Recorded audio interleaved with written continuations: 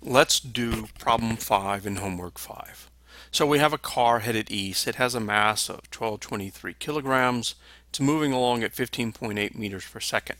It collides with another car that's headed west and has a mass of 1418 kilograms. After the collision, both cars have come to a stop. All right? They've just, boom, they've smashed together. They're now sitting still in the intersection of Highway 61 and Highway 8, let's say, right? What was the velocity of the second car before the collision, right? What was the velocity of the second car before the collision? Well, again, this is a momentum conservation problem. And if you remember in the previous problem, in problem 4, we got to this equation.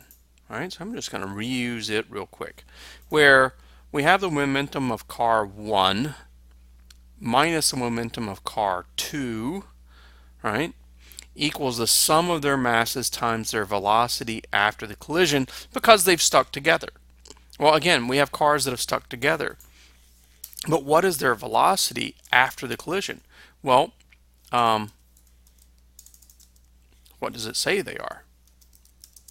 Right? Velocity after the collision, they come to a stop. So velocity after the collision is 0. And so what we're looking at here is m1v1 minus m2v2 equals 0. We know m1, that's 1223.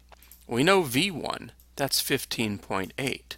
We know m2, that's 1418. The only thing we don't know is v2.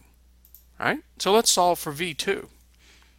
All right, m2v2 equals m1v1. All of you, especially if I make that v1,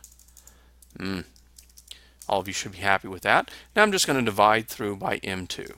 v2 equals m1v1 over m2, right? And as a physicist, I like to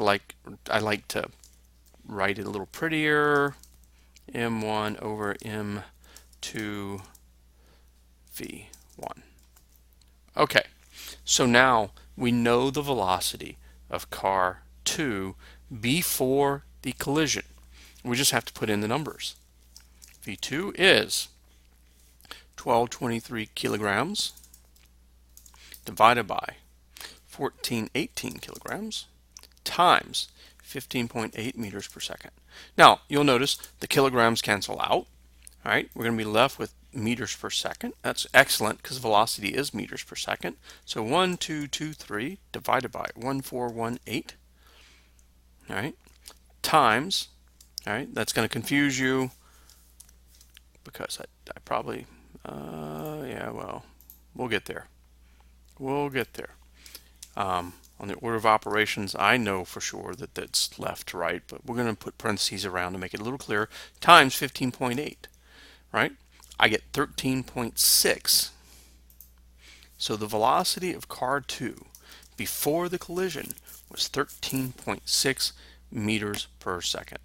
And that's it for problem 5. Good luck with the rest of the problems.